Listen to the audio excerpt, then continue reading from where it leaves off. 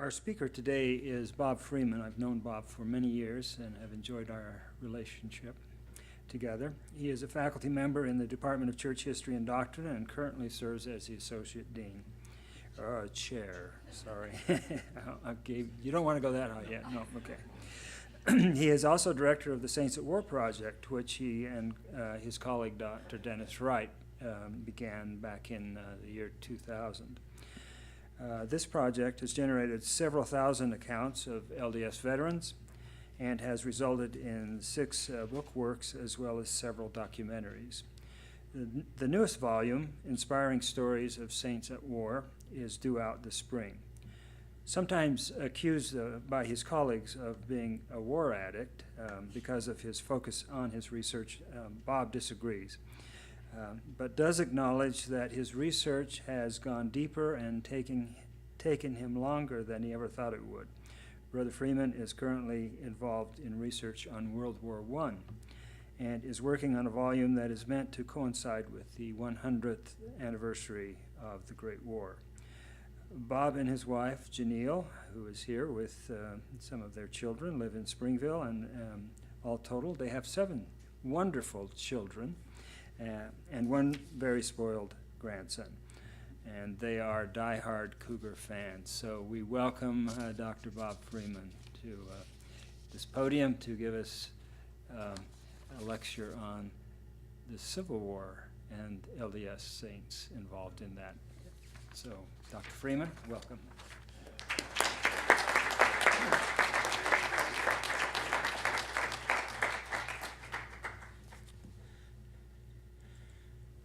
Well, the first test has been passed. Russ could have said a whole lot of things. He's got the dirt on me, but he was kind and stuck to the script, and I am grateful. So thank you, Russ. You are a good friend, and we have enjoyed a good and long association. There are others here today who it would really be fun to take time to acknowledge because of the influence you've had on my career and life here at BYU. I will forego that opportunity, worrying that I might neglect to mention someone or ones. But I do want to thank in a particular way 2 groups. First, my family. It took only the slightest of incentives, namely dinner out after this lecture, to get them here. And my students who are here for very altruistic reasons, but won't mind very much if we offer just a little extra credit for their attendance. So thank you as well. And others from the library, and I see several, I should also include because over the decade now and longer that the Saints at War Project has been around, you have really been our ardent supporters, and without the talent and the time, expertise and friendship of those associated with the Lee Library and with special collections, L. Tom Perry Special Collections in particular, well, we wouldn't have had very much success at all. So we want to say just a couple of things introductory to the lecture focus that I have today about the ongoing research here at BYU. And so forgive me, unabashed plug here. The Saints at War Project commenced back in 2000 and has become one of the larger oral history and research projects of its kind really in America. And again, not only the library, Ken Alford is here and has been a wonderful associate. I wanted to mention in a moment the book that he recently drove home to the finish line. It's published on Civil War saints.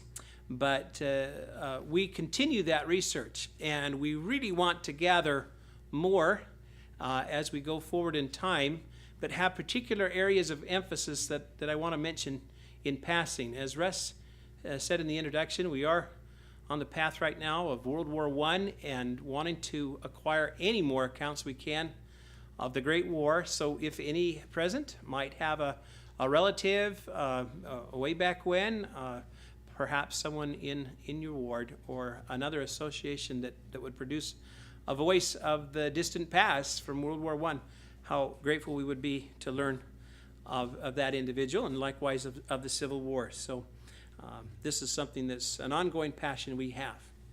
As I say, because some present to date might not have a lot of background on the Civil War, I thought it might be worthy of just a quick mention. Why are we so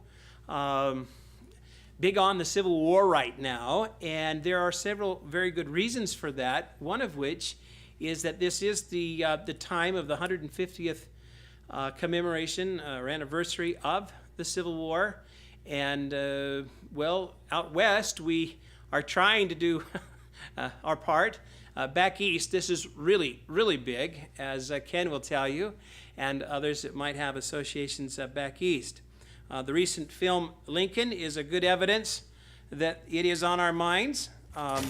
I want to just quickly show and tell Ken's good work, the Civil War Saints we produced here on campus through the Religious Studies Center, and it has been a great contribution. I think this week's Daily Universe edition carries mention of a local play at the Hale Theater that is again dedicated to that focus. So lots of ways to get attention for a very, very important chapter of America's past. And then, as Russ mentioned, the exhibit here at BYU, which I have visited several times, and I'm so pleased today to have my children taking a look at it as well, and thank those who are dedicated to bringing that exhibit about. So be sure to stop and see it on your way out today if you possibly can. Well, the story of Latter-day Saints in the Civil War. Brother Alford has presented a lecture. I think yours was in February. Is that right, Ken? And then our esteemed colleague Richard Bennett, Dr. Bennett presented earlier this month. And I don't know, Russ, have we got any more in the series planned for this spring?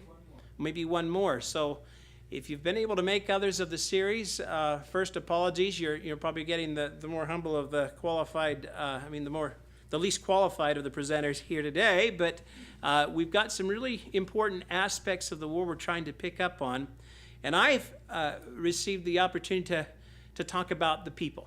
And that's right where I like to be, because it is their stories of suffering, of sacrifice, sometimes of great valor, of privations that really touches me in a way that I have found a constant interest in that facet of the story of the Civil War. A couple of just broad stroke facts, if we can, just to bring to our attention of the war in a general way.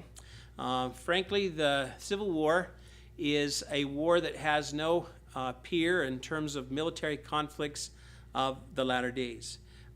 Perhaps you've heard the statistical summary that when taken and compared to World War I, II, the Vietnam War, let me see, I went through this yesterday again so that I wouldn't hesitate. Korean War, Vietnam War, it eclipses those wars combined in terms of American deaths. And so it just really does loom large on the historical landscape. Reminding ourselves of the dates of the war, that it commenced in April of 1861, and some of you familiar with the famous shots fired at Fort Sumter, and then concluded in the summer of 1865, first with the surrender at Appomattox Courthouse. Then there were several ensuing surrenders, and that's a story in and of itself and for another day that wrapped up the war. Abraham Lincoln, who, again, the subject of the recent really large and famous movie, was President of the United States throughout the duration of the conflict, and Jefferson Davis of the South. Ulysses Grant, Robert E. Lee, these are generals, names of generals that also are pretty well household names even today. Just a quick snapshot of the violence of the war. That the Civil War is certainly one of those that stands in a giant way in looking back at the horrific cost of conflict. And any of you who've been to Civil War sites have seen cemeteries that have been maintained throughout the decades since. It still is a very, very important part of remembering the Civil War. I want to talk for a moment just about the Utah War, which I'm saying in this slide sets a kind of a prelude for the Civil War. I wish we could talk in a little bit more detail, but for this short few minutes we have together, I'll just say when you look at it, some call it the war that wasn't, because really it's not about violence, and it wasn't about shots going back and forth, but in essence it's a future training ground for the Civil War. And I think the statistic that's most interesting to me is that it was during the Utah War, or expedition as it's been called, that about 60 future generals of the Civil War really got their boot camp, really got their experience in training. And again, the very interesting thing to me is that how it divides. That 30 of those generals were Union and 29 were Confederates is just so insightful to me about the true nature of the conflict and how just divided this nation was. And I might say, as an extension of that, if you are up at all on the Utah War, you know that while it wasn't known originally at the time of the events as the invasion of Johnston's army, that's sort of how we've come to know it over the years. And it's ironic that Johnston himself becomes sort of a poster general for how things go wrong in the future, because he in fact goes south after leading the effort to keep the Saints from turning against the Union. He in fact turns against the Union, ultimately dies at Shiloh, and is regarded as one of the most influential generals of the Confederacy. As Jefferson Davis evaluates later, his death really was a turning point for the South and its ultimate demise. So just very interesting to think about that. Now, I've mentioned my friend Brother Alford a couple of times already this hour, and I just want to say, when he spoke last month, I think this is right, Ken, maybe on the order of 385-ish Latter-day Saints have been identified who had involvement in the Civil War. But a good number of those, or a statistically significant number of those, really come into the church after 1865, after the war. And so our focus here today will just be on illuminating a little bit on several lives of those who were bona fide Latter-day Saints at the time of their involvement in the conflict. We do, however, have saints on both sides of the fray. We have individuals involved in the fighting, while most are going to remain out west. Now, I thought, as just a personal touch, if you will, I just mentioned my own experience in coming to the experience of the Civil War, or the history of the Civil War. A number of years ago, maybe 7 or 8, I had the good fortune of visiting Gettysburg. And I was under the tutelage of a good friend and military historian by the name of Sherman Fleek. He gave me what he called the $500 tour. Gratefully, he waived the fee. In any case, he really took us the route of all of the different movements of those several days at Gettysburg, in one of the most notable battles of the war. And it occurred to me both just before, during, and then after the experience of being with him that I had an ancestor who had been at Gettysburg. I knew that somewhere, in some setting of family that had been mentioned. And I knew that out of this experience, which was very impactful on me, I ought to give a little more attention to that individual, find out a little more about who he was. You see his name here at the bottom and right, Alpheus Williams. I did not know at the time that he was a general, had been there at Gettysburg, and that his involvement was important. And I learned upon asking around with family and just my own research that he had written very consistently letters to his daughters back home. He was from Michigan. And lo and behold, those letters taken collectively had been published in a bookwork, in a volume. And of course, now I have to get a hold of the book, and I do, and I learned through that book and through the opportunity to review those letters of his very powerful experience during not only Gettysburg, but throughout his time and involvement in the Civil War. And it certainly was for me a time of turning the hearts of the children to their fathers. And I will forever be grateful for that experience and coming to have a connection to the experience personally.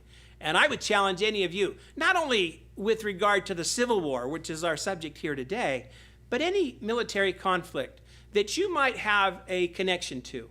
If you haven't yet, and I speak with special attention and focus on the young present, if you haven't yet seized that opportunity to find what that connection is and to learn more about it as opportunity presents, do it. Will you just take that challenge? It may be the only takeaway you'd have today, but find that opportunity, do a little family history, ask around, and see if you can't learn more. All right, well, we pivot. Now we'll give the attention we should. By the way, I just have to say this. I was assured by Lisa they would really appreciate it if I stay put and not leave the podium because we are recording.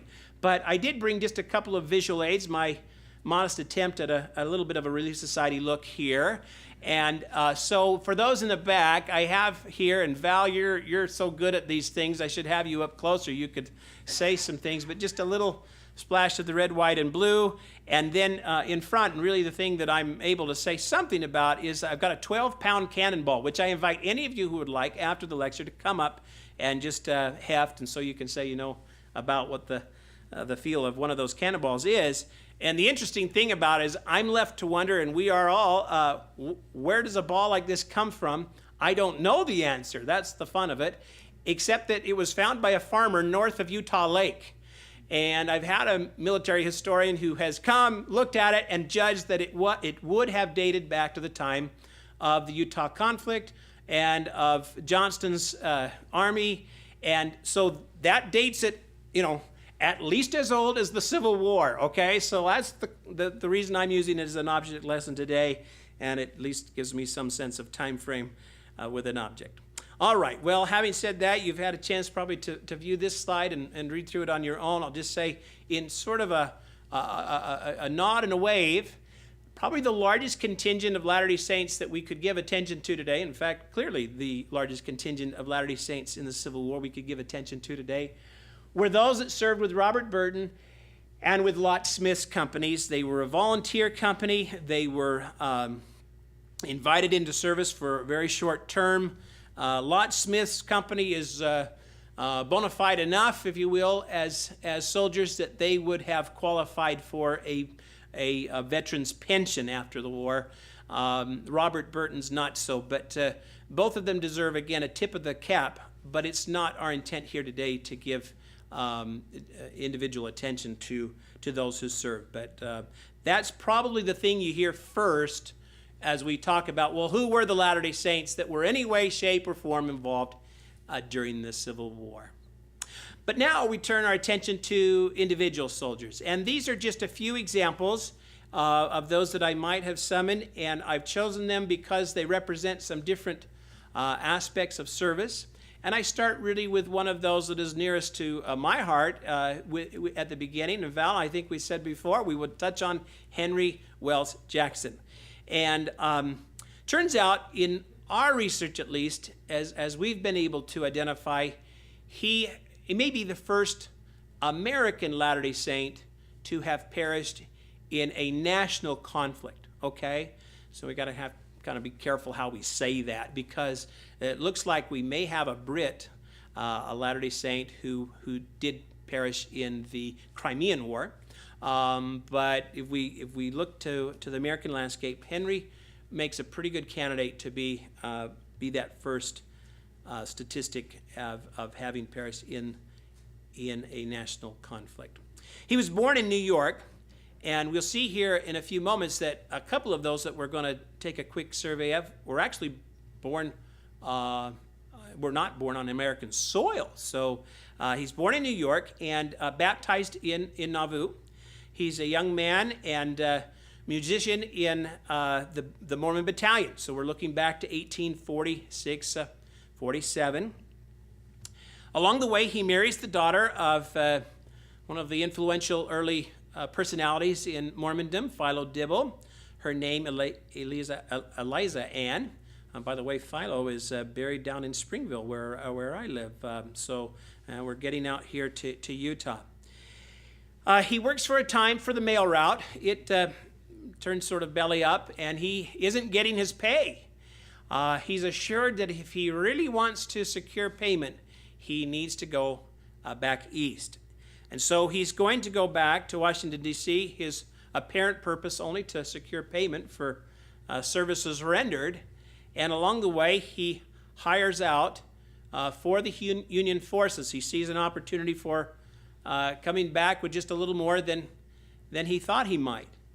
But unfortunately, he was captured, taken as a prisoner of war, where he spent several months in prison camps. By the way, very often during the Civil War, being incarcerated was tantamount to having a death sentence passed on you, because so many died in these camps. And a couple sort of loom large in that number, but we won't detail that. Andersonville, I guess, be one that could certainly come to mind.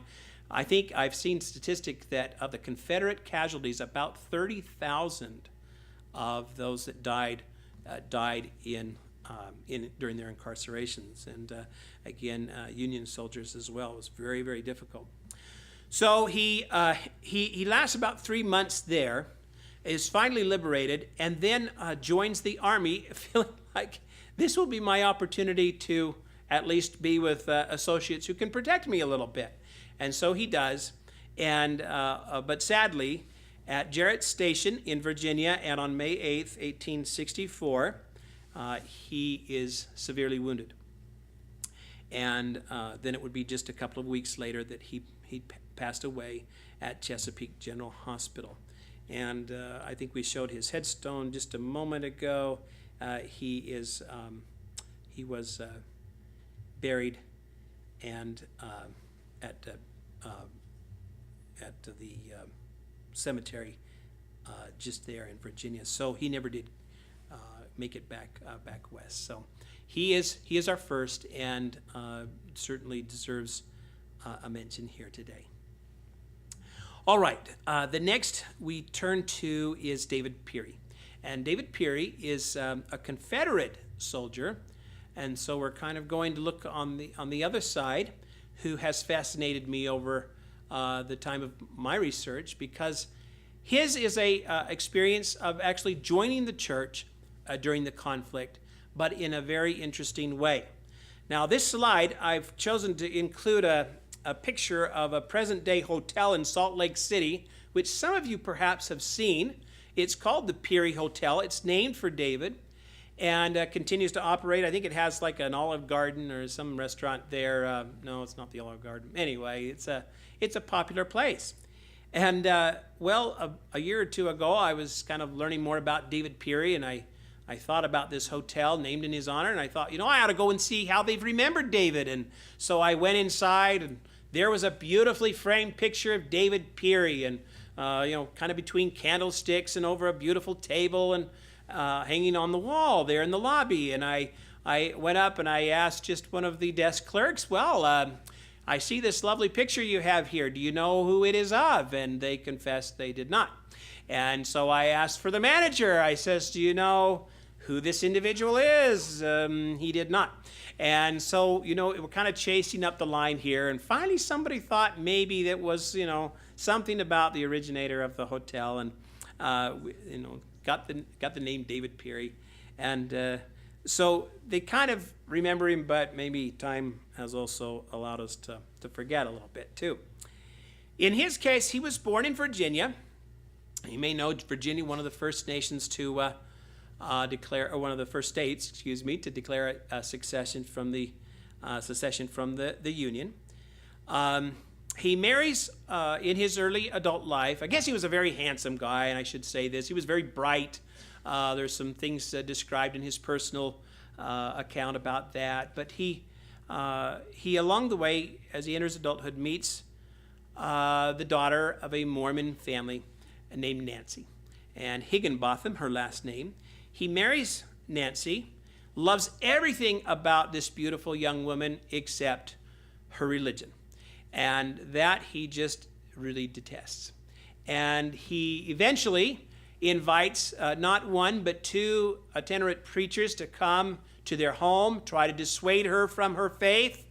And you love stories like this. I love stories like this, that she in fact bests them, I guess we would say, and they leave discouraged that Nancy is not going to turn from the faith of her fathers. So she continues resolute, and that's the way they peacefully coexist until the outbreak of the war nearly a decade later in 1861. All right, well, you see the statistics here. In the early months of the war, and through that terrible thing, typhoid fever, he loses his parents, actually out of order here, I think a child. Then his wife, Nancy, succumbs to the fever. And now he is brokenhearted. In the end, he also will contract the fever, but recover.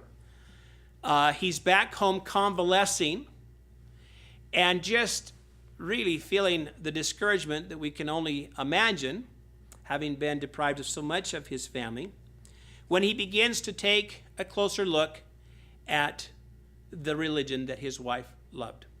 And that led him to a search not only of the Book of Mormon, but other, I think there was a pamphlet, one of Parley B. Pratt's pamphlets, Voices, was in the list of things he was able to just discover and read and ponder. And he knew it was true. His search continued. He ultimately travels 25 miles to the closest Mormon elders, where he is baptized, and now his newfound faith returns back home. As is described in the bullet points, he returns to service in the Army, and in 1862, and then contracts typhoid fever the second time. Along the way, his home has been just on a main path of the Union and Confederate forces. Back and forth they go. So much of it is destroyed. And ultimately, in 1864, he, along with primarily his in-laws, including his wife's sister, began to make plans to travel west to be with the saints. And this they will do. And they arrive in 1865. Ultimately, as you can see, he marries his wife's sister, and they have 10 children together. So, very prolific family. He serves a mission later in life in the southern states, is a stake president for a time. I was just reading this morning again Brigham Young's announcement at a stake conference that he would be the stake president. He said, David's not a terribly religious man. He doesn't give long prayers, but he will lead you well. So what an introduction to becoming a stake president that would be. John, you're there, you know. Okay. And for a time, he serves as mayor of Ogden, and then ultimately also was elected to the territorial legislature. All right, want to talk for a moment about William Rex. And he's an important figure in our list of Civil War saints because he's an example of an individual who served in the war. Russ, what time is it, by the way? About 30 after? Thank you. I thought about 30 after. And Janelle, maybe you can give me a 5-minute watch there at the time of maybe 2:40. Sorry, students. I just promised my students we would be out on time. Isn't that right? Okay, so William Rex. His family joins the church in England and make their way to America, their first home to be in the St. Louis area. And that's all well and good until his father passes away shortly after their arrival. And now with his widowed mother, along with his widowed mother, he and one or two other siblings are left to fend for themselves. He talks in his journal about actually swimming out into the Mississippi River to salvage wood that is drifting by. I've wondered at that, what that would have been, the giant, mighty Mississippi. And that wood would be salvaged and then sold to the locals as firewood and maybe building materials and such. So that was one of the things he did to try to help in sustaining the family. At age 17, he leaves and is on his own, and now is going to need support. He enlists in the Union Army. I want to say at this juncture, his experience coming from another land than the United States and being in the war was not so unusual. I've seen statistics that have upwards of a third or maybe even more of some of the units being made up of immigrant individuals who have come and who need to secure employment, and this is a way that they can do that, and so they do. So here he is, very young. His first attempt, by the way, at joining the Union Army, his mother caught on to him and called him back home. So he had to wait just a little longer to re-enlist. But he does. He serves for just a year and a half or so, and then after the war is, of course, discharged. This is actually the official discharge papers. Carries the signature of Abraham Lincoln. I know where the original of this is, but I don't know if President Lincoln would have signed very many of those papers, so I just don't know how they did that. But anyway, he, for family, for his posterity, has been quite a source of pride to have those papers and have them framed and in their front room. After the war, he marries Mary Elizabeth, and they have 13 children. I'm just kind of rest of storying here for a moment to say, like David Peery, who we were just visiting about, he later serves a mission, in his case, back to his homeland of England, and is a part of establishing the community of Randolph. And if you know where Randolph is, it's a very cold place in the winter, but a wonderful corner in Zion. And so he does really good things. And I want to say, as a tribute to his family name, one of his posterity was a man by the name of Elder Monty Bruff, and anyone knows that name, a general authority who made a lot of great contributions to the church. So one measure, at least, of the value and legacy of the William Rex and Bruff line. All right, we go next to John Davis Evans, and I chose him because he's just kind of fun, because in the recent years, it's been not unusual for one of the floats, not the floats, but one of those things that shows up in the Days of 47 parade in Salt Lake to be the John Davis Evans Union Ice Cream Truck. And it's it's a horse-drawn, not carriage, I suppose, but wagon that is just there, and you can see the Union attire of the soldier on horseback to your right of the wagon, and the family, again, very proud, justly proud of their early ancestor, and he is the subject of the book Silencing the Vicksburg Guns. He was just a private, but again involved in the conflict in a battle experience. In his case, like Brother William Rex, he was born on foreign soil, in his case, Wales. He comes with his family to America in 1850, and they also settle in St. Louis, which was one of the great byways, of course, of coming west. He twice is involved in ferrying saints to the west and goes back and then brings another company out. And ultimately, it's while living in Utah that on learning of the outbreak of the Civil War, he determines he needs to be there. While he may have been born on foreign soil, his memories are only of being an American. And as far as I can detect, he is truly joining up for what we might term patriotic purposes, which is worthy of a mention because there aren't very many instances in our military heritage up to that time where Latter-day Saints are doing that, where they are joining the military experience because of that as a primary purpose. We would look to the Mormon battalion experience and say a lot of that had to do with helping to fund the movement of the Saints west. And we could get into some of this and look at other experiences, but this is unusual, especially in light of the fact that for the most of the Saints, we're still feeling a little wounded for how the nation had treated us back east. So he joins up for very positive purposes, we would say. He's involved in the fighting, is wounded at Gettysburg, and has an extended hospital stay that then culminates in his eventual discharge. By the way, again, a little like illness, being wounded was a very difficult scenario in the day of the Civil War and conflicts of that era, just because medicine was so much in its infant stage as it related to battlefield administration. So he did survive it, though, returned back to Utah, where he marries, and as you can see indicated here, is father of 10 children, operates for almost 20 years this little ice cream company before succumbing in 1908.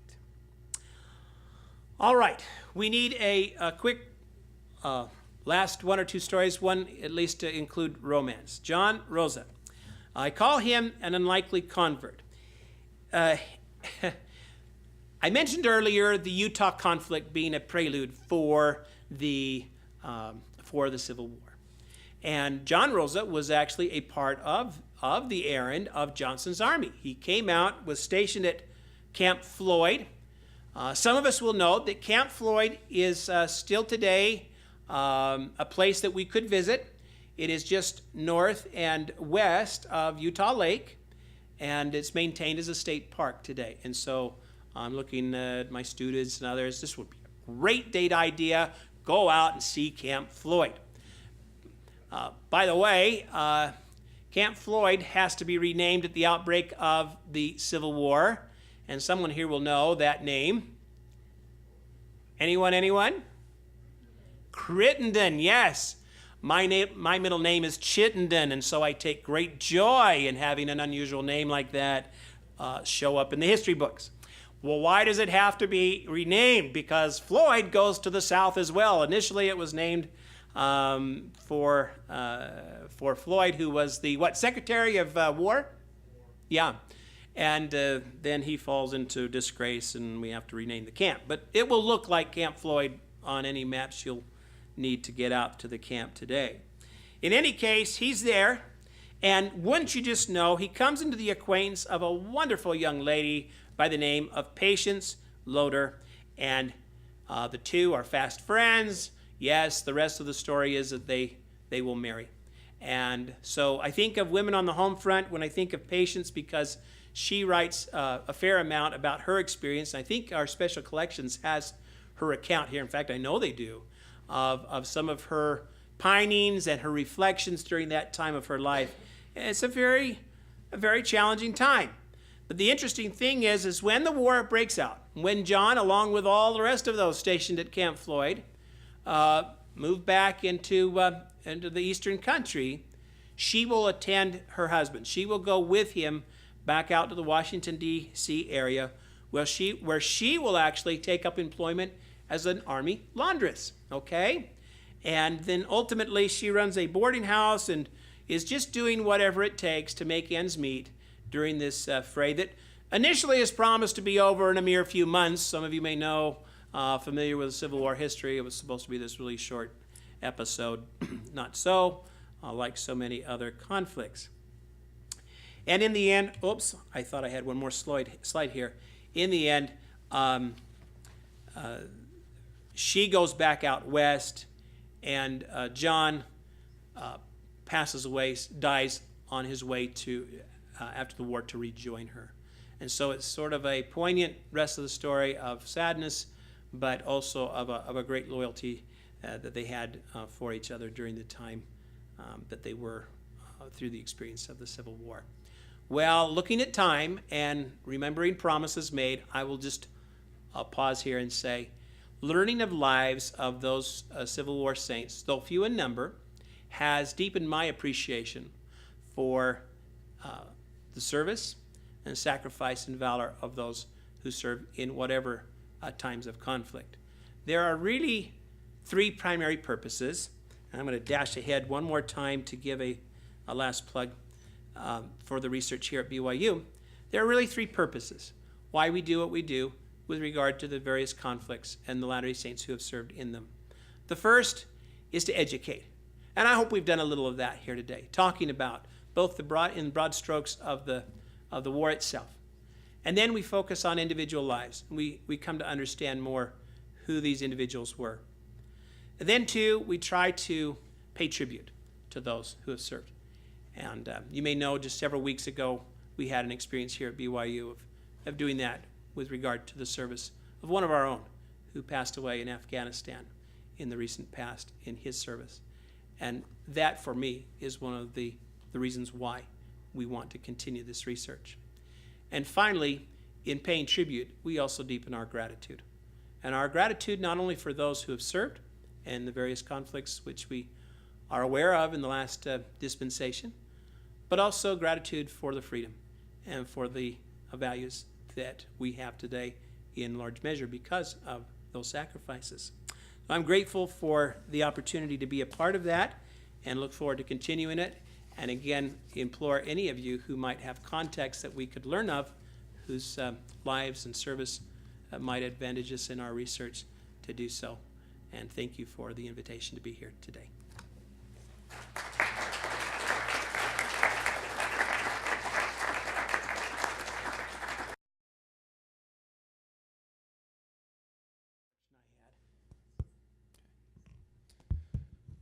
So one man that you spoke of, I think his last name was Jackson. Yes. He got captured by the Confederates and then joined the Army.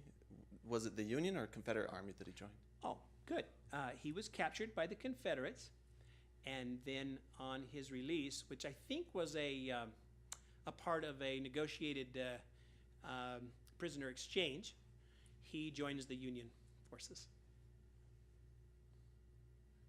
And he did that to have protection, but of course in the end, he was a casualty anyway. So you might say, maybe he should have come west, right? But he stayed and did the hard thing.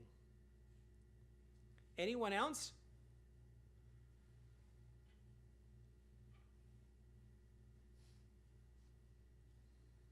It appeared as if one of those individuals had had some influence while they were stationed at Camp Floyd to join the church. Are there others? Anything in terms of influence that while being stationed here and going through that invasion process where we had influence on them, where they changed their lives? Well, that is such a good question. I hope I can give at least a little bit of insight. When Camp Floyd was established, it was really a brokered resolution of the tensions that had really begun with the invasion of Johnston's army. Thomas L. Kane comes out west, and he's a part of trying to avoid the violence of war, is successful in getting this agreement that the army can come through Salt Lake and then become established 30 miles south in this place we know of today as Camp Floyd. Brigham Young had deep suspicions about all of this, of course, and admonished the saints really not to go around very much. However, there was the issue of commerce and opportunity, and so there was some opportunity for interchange. And I think that's really what gives us the eventual meeting and marriage of the Rossas. So I think initially there was a great hesitation from her parents. I call to memory some of the detail of her part of that account, but she moves forward anyway and loves him very much. Any last takers? I want to invite, if I may, any of my students who are here and wouldn't mind having extra credit for this lecture opportunity today, come on down. There's a form here you could sign on your way out. Otherwise, Russ, can I just hang around here for a few minutes? Any that would like to visit individually? Okay. Thanks again very much for coming on a Friday afternoon. Means a lot to me.